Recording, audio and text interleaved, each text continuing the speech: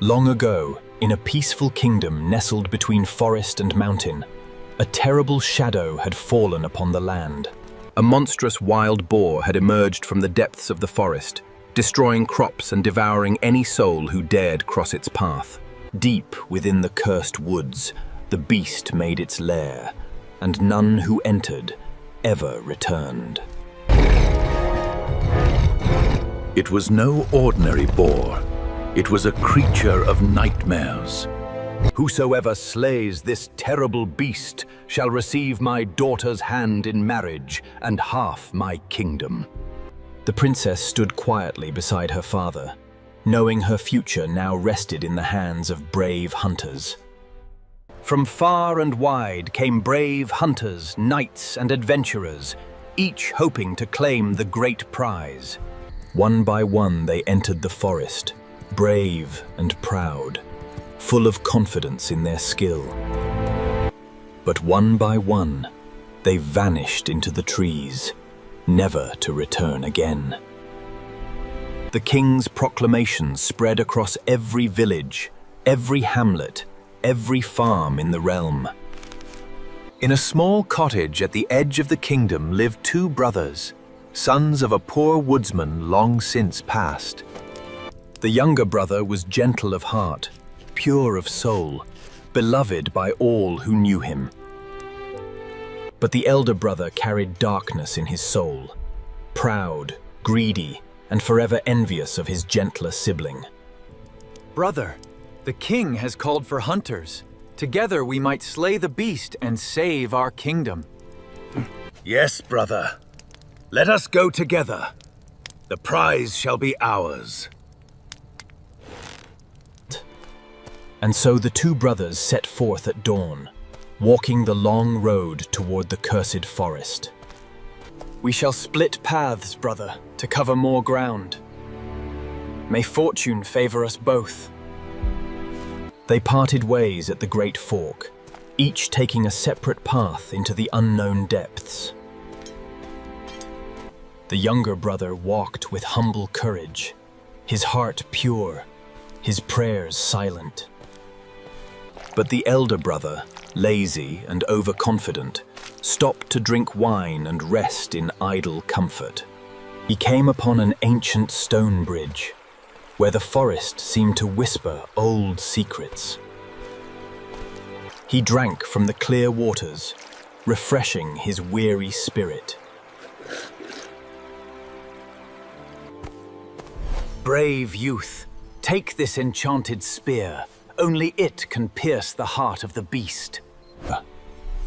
And so the heavens themselves armed the gentle youth with a weapon of pure light. Thank you, kind stranger. I shall use this gift with honor. Armed with magic and courage, the youth pressed forward into the heart of the beast's domain. Then he came upon the beast's killing ground, where the bones of brave men lay scattered. Fear gripped his heart, yet he stood firm, for he carried the hope of an entire kingdom. And then it came. The great beast burst from the shadows in a storm of fury and hate. Yet the gentle youth did not flee, though he braced his feet and lifted his enchanted spear. With one perfect thrust, the enchanted spear pierced the beast's wicked heart. The terrible beast fell dead at his feet, slain by a heart of purest courage.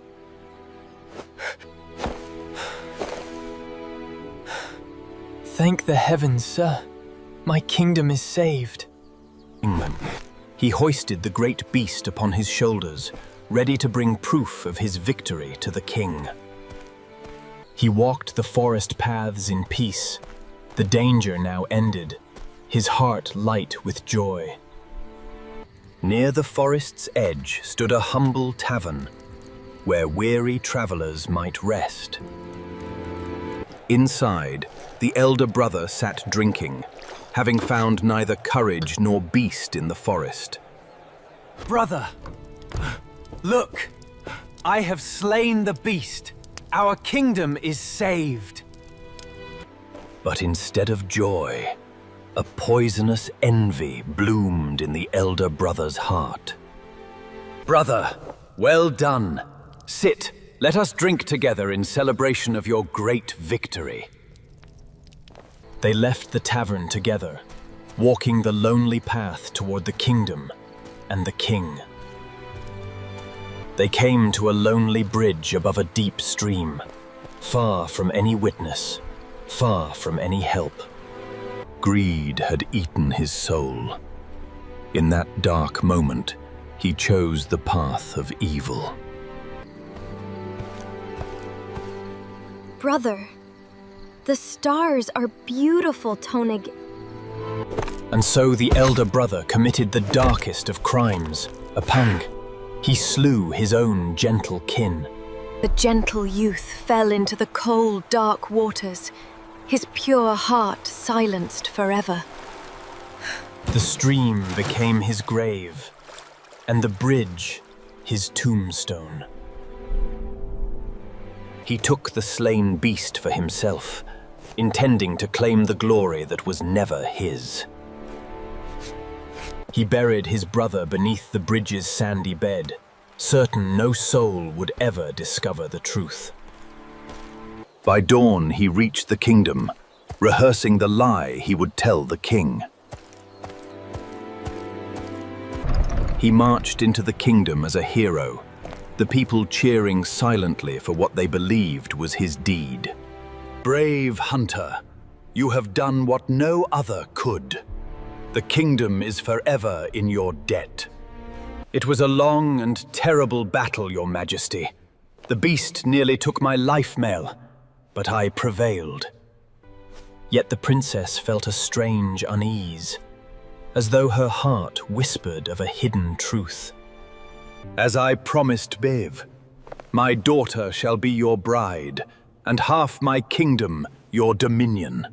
The kingdom celebrated a hero who had never truly existed, while truth lay buried beneath a forgotten bridge. The princess wept in secret, her soul refusing to love the man chosen for her. Far away in the lonely forest, the stream kept its terrible secret, hewing, but not for long. Many seasons passed, until one day, a humble shepherd walked along the stream beneath that bridge. There, half buried in the sand, he found a single small white bone. The bone was smooth and curiously shaped, almost like it had been meant for music. He took the strange bone home, thinking to carve it into a mouthpiece for his shepherd's horn. He carved it patiently, shaping it into a small mouthpiece for his pipe. And when he had finished, he lifted the pipe to his lips to test its sound. He drew a single breath mount, and the bone began to sing. But it was no ordinary song. Huh?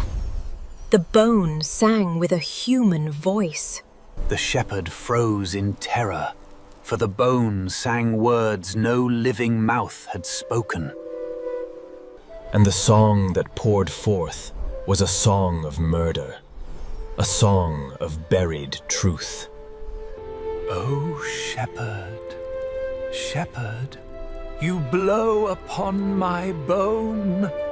By all the saints' bank, this bone speaks the truth of a murdered soul."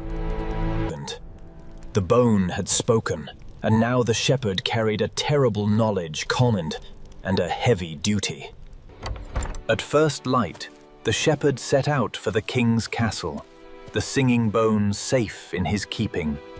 He walked many leagues, refusing rest, for justice could not wait.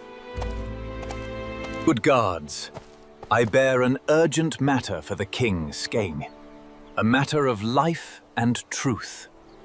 "Speak, good shepherd. What brings you before our court?" Your Majesty, I found a bone by the forest stream. When I made it into a pipe, well, it sang. A bone that sings? Shepherd, tread carefully here. Such claims must be proven. Before the entire court, the shepherd raised the pipe to his lips, ready to let the bone speak again. And once again, the bone began to sing.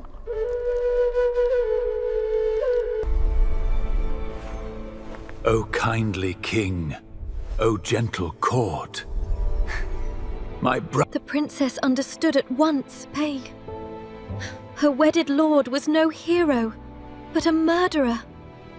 And the elder brother stood frozen, his crimes singing aloud for all to hear. Upon the bridge of moonlit stone, his blade he sank into my own pass. For crown and gold my life he sold. Seize him! Seize the false hero 10! Let no man flee from justice! He tried to flee, but the king's guards seized him at once, dragging him before the throne. Forgive me, Nair. Yes, I slew my brother. Greed devoured my soul. The court was silent in horror, as the princess wept for the gentle soul she had never met. For the murder of your innocent brother Mern, you shall be sealed in a sack and cast into the deepest river to drown. His fate was sealed. The crown he stole became his curse. The throne he stole his grave. The kingdom watched in solemn silence as the false hero met the punishment of his crime. He was sealed inside the heavy sack, his cries lost forever to the cold, rushing water. The river swallowed him as the forest stream had swallowed his innocent brother, but with no kindness, only justice. Then the king ordered the youth's body recovered, so that he might at last receive a place of honor. There, beneath the sands, lay the gentle hero who had truly slain the beast. Every bone was gathered with care, every fragment treated as a holy relic. The king ordered a grand burial in the holiest church of the kingdom. Brave youth, though I never knew your face, your courage shall be honored for all time. The princess wept for the noble soul who should have been her husband, the gentle hero stolen from her by greed. There he was laid to rest at last, not as a forgotten victim, but as the true hero of the realm. And the humble shepherd, who had carried the truth across the kingdom, stood quietly, his work fulfilled. The singing bone sang no more, for the truth it carried had finally been heard. Peace returned to the kingdom, and the shadow of the beast was forgotten with the shadow of the false hero. The princess often visited the tomb of the gentle hero, finding peace beside the man she never knew yet always honored. His name was carved in eternal stone, never to be forgotten by any soul who walked the kingdom. Even the lonely bridge in the forest knew peace at last, no longer the keeper of a buried secret. The shepherd lived out his days in peaceful honor, his name remembered as the man who carried the truth. The tale was written down by the Brothers Grimm, two scholars who knew that some truths must never be lost. Within the pages of the Brothers Grimm collection, this tale was titled simply, The Singing Bone. For the Brothers Grimm taught us that truth, no matter how deeply buried, will always find its voice. Like a river that cannot be stopped, truth always finds its way to the light. And so ends the tale of the Singing Bone, a story that has whispered its warning for over 2 centuries. For somewhere in every land, in every age, there lies a buried truth carved, waiting only for someone to listen. Every man stands at such a crossroads in life, choosing between honor and greed, between truth and lies. The gentle soul who slays the beast within finds eternal honor, even if the world fails to see it in life. But he who slays his own kin for greed sinks into a darkness from which there is no return. Hold the truth gently, as the shepherd held that bone pie, for it is more precious than any crown. Remember always, little one, what is buried in darkness will one day sing in the light. And so the tale travels from generation to generation, carrying its quiet warning into every heart. Though the centuries pass, the singing bone remains, a symbol of every truth that refused to stay buried. For truth, like the dawn, may take its time, but it will always rise. This has been the tale of the singing